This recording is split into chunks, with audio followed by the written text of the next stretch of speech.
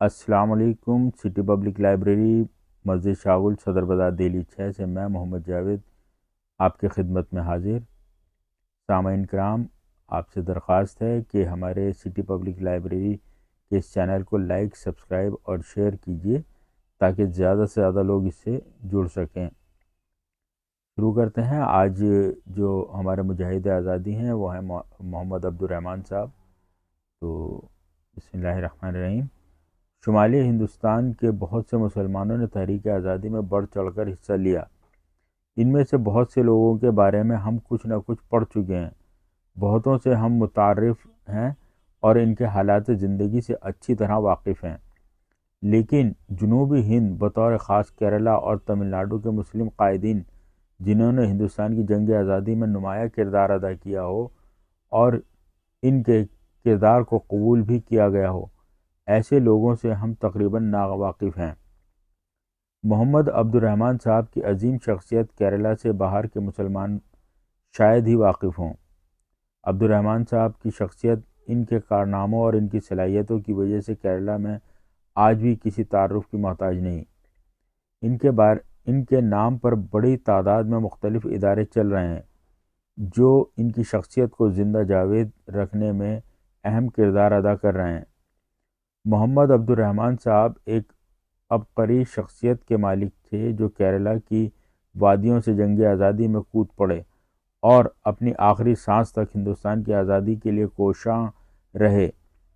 ان کی سب سے بڑی خواہش یہ تھی کہ وہ ہندوستان کو برطانوی سامراج کی غلامی سے آزاد دیکھیں، لیکن کاتب تقدیر نے شاید یہ خوشی ان کے مقدر میں نہیں رکھی تھی، اسی لیے وہ محض 47 سال کی عمر میں ہندوستان کی آزادی سے صرف 2 سال پہلے اس دنیا سے رخصت ہو گئے۔ محمد عبد الرحمن صاحب چاہتے تھے کہ ملک میں ایک ایسی حکومت قائم ہو جو سیکولر بنیادوں پر استوار ہو، جہاں ہندو اور مسلم ساتھ ساتھ الفت اور محبت سے رہیں۔ ان کی پیدائش 13 مئی 1897 میں تھریسور ضلع کے ازی کوٹ گاؤں میں ہوئی۔ اس وقت یہ علاقہ کوچین سلطنت کا حصہ تھا۔ آزادی کے بعد اس کو کیرلا میں شامل کر لیا گیا۔ ان کی ابتدائی تعلیم وانمباڑی اور کالیکٹ میں ہوئی۔ محمد عبد الرحمن صاحب کا اصل نام کہنو محمد تھا۔ بعد میں ان کے پہلے نام کو ختم کر کے ان کے والد کے نام کو بڑھا دیا گیا۔ ان کے والد کا نام عبد الرحمن تھا، اس طرح ان کو محمد عبد الرحمن کے نام سے پکارا جانے لگا۔ ابتدائی تعلیم مکمل کرنے کے بعد انہوں نے گورنمنٹ ہائی اسکول کوڈنگلو میں داخلہ لیا۔ چونکہ ان کا تعلق ایک بے حد دینی گھرانے سے تھا، اسی لیے ان کے گھر والوں کو اصرار تھا کہ ان کو ماڈرن تعلیم کے ساتھ ساتھ دینی تعلیم بھی حاصل کرنی چاہیے۔ ان کو اعلیٰ تعلیم کے لیے پہلے مدرسے بھیجا گیا اور پھر علی گڑھ مسلم یونیورسٹی میں بھیجا گیا۔ اس وقت علی گڑھ مسلم یونیورسٹی مسلمانوں کے لیے اعلیٰ تعلیم کا سب سے اہم مرکز تھا، لیکن وہ علی گڑھ سے تعلیم مکمل نہیں کر پائے اور تحریک خلافت میں پوری طرح لگ گئے۔ اس کے بعد گاندھی جی کی تحریک عدم تعاون میں شمولیت اختیار کر لی۔ تحریک خلافت اور تحریک عدم تعاون میں شرکت کے دوران دوسرے قائدین کی ان کی شخصیت، کردار اور تعلیمی لیاقتوں سے بہت متاثر ہوئے۔ محمد عبد الرحمن صاحب تحریک آزادی سے لڑکپن کے دوران ہی متاثر ہو گئے تھے۔ مدراس میں تعلیم کے دوران ایک بار جسٹس طیب جی اور یعقوب حسن کے تقاریر سننے کا اتفاق ہوا۔ ان تقریروں نے ان کے دل میں آزادی کی ایک ایسی شمع روشن کی جو آخر تک بجھائے نہ بجھ سکی۔ وہ اس وقت ہندوستانی قومیت سے متاثر شدہ اخبارات ہیرالڈ مسلم اور مومڈن کے بھی مستقل قاری بن گئے۔ محمد عبد الرحمن صاحب اسی دوران مولانا ابوالکلام آزاد کا کتابچہ مسئلہ خلافت و جزیرہ العرب کا بھی مطالعہ کیا، جس نے پوری دنیا میں انگریزوں کے ریشہ دوانی اور سازشوں کو کھول کر بیان کر دیا تھا۔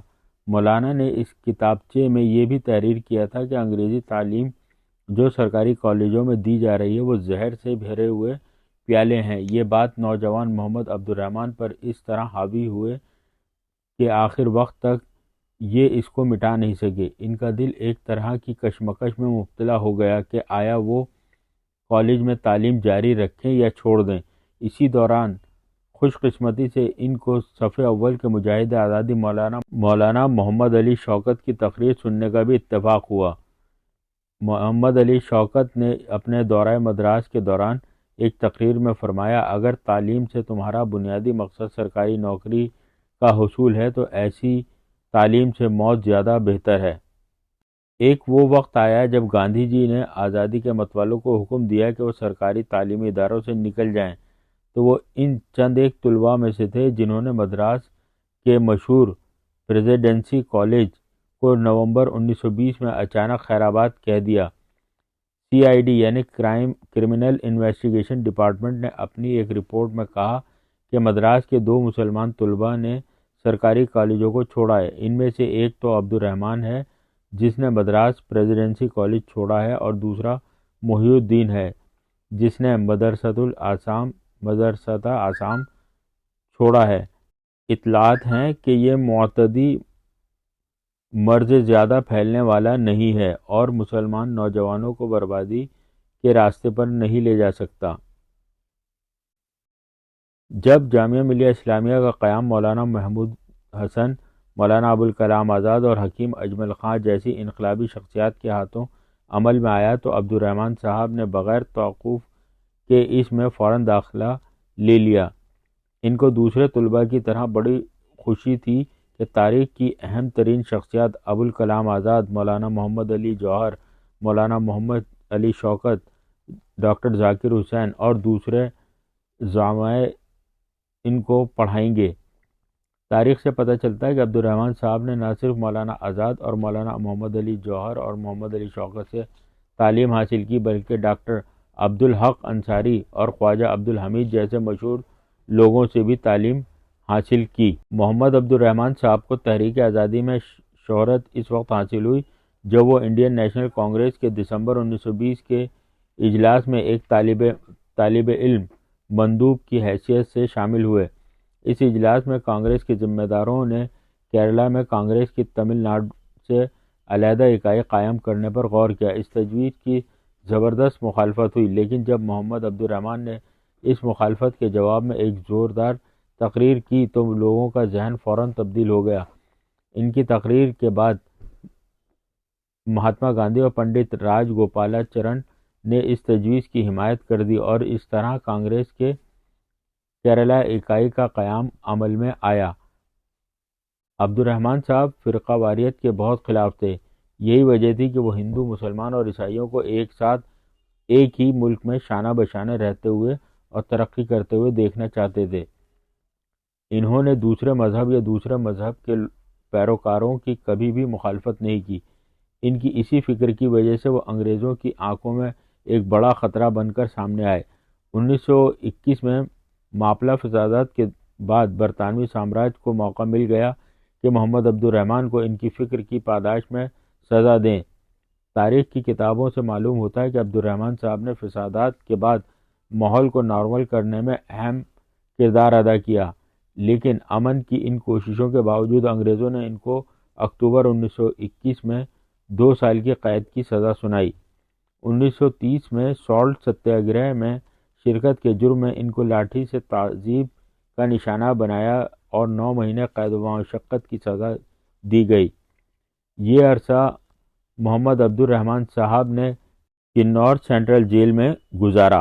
محمد عبد الرحمن صاحب پر 9 عمری میں ہی ماس میڈیا کی اہمیت واضح ہو گئی۔ انہوں نے ایک ملیالی روزنامہ الامین کے نام سے نکالنا شروع کیا جو کالیکٹ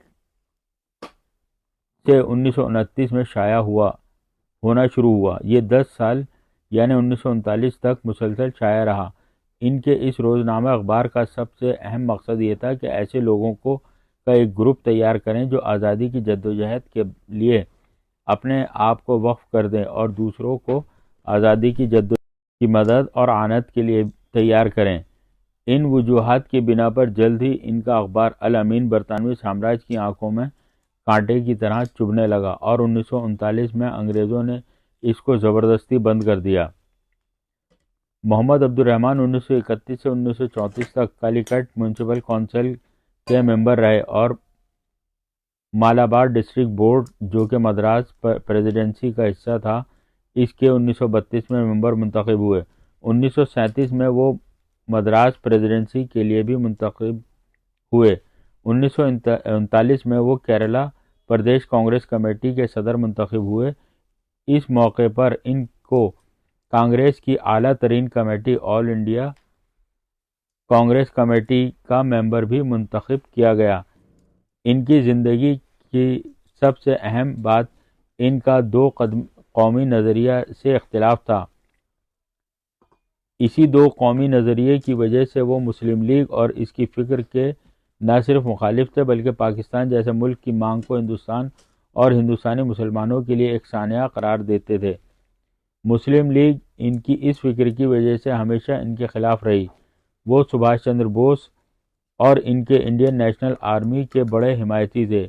شاید یہی وجہ تھی کہ ان کو 1940 میں انگریزوں نے گرفتار کر لیا اور 1945 تک ان کو جیل کی سلاخوں کے پیچھے بند رکھا۔ قید سے رہا ہوتے ہی جنگ آزادی کے اس مجاہد نے پھر اسی جوش و خروش کے ساتھ انگریزوں کے خلاف جدوجہد میں حصہ لینا شروع کیا، لیکن زندگی نے ان کو مزید مہلت نہیں دی اور وہ 23 نومبر 1945 کو صرف 47 سال کی عمر میں انتقال کر گئے۔